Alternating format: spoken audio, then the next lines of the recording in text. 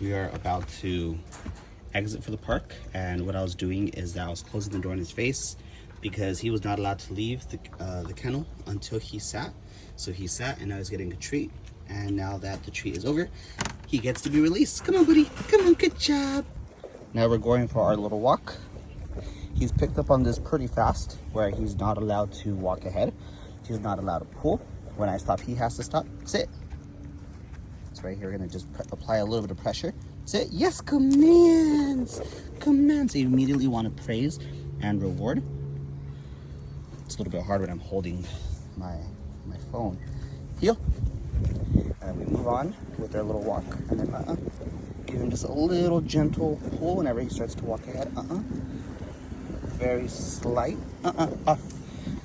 There's no sniffing.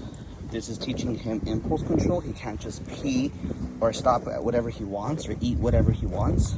Dogs that are short, it's super important that they're not allowed to dip their nose to the floor because they can a lot of the time sneak food in. Sit. So here I stop. I want an automatic sit. Obviously we're not there yet. So I'm gonna apply a little bit of pressure, which is why you saw that jingling. And as soon as he sits, I give him a treat. Now, when he does something really good, we give him a bunch of treats. So 2 or 3 treats at a time.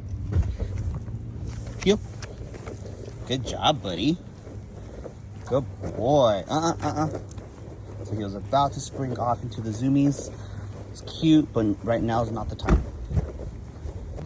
Now he's on break. He's allowed to do whatever it is that he wants. If he wants to sniff, he wants to pee, he wants to poop, he can do all of that. He just can't do it on the heel. There's always a time and place for everything.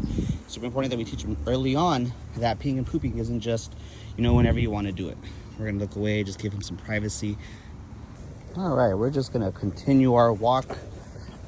Nothing's really happening here, but we're just kind of vlogging everything just for really no reason. Sit. Good job. So he kind of did that on his own. Sit. And I really want to pay that.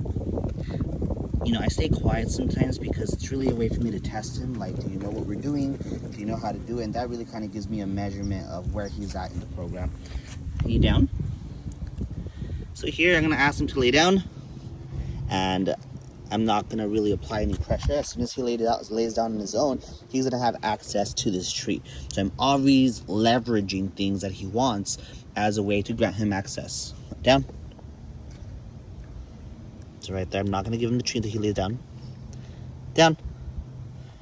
This is problem solving. This is him figuring out how to do it. And boom, he got exactly what he wanted.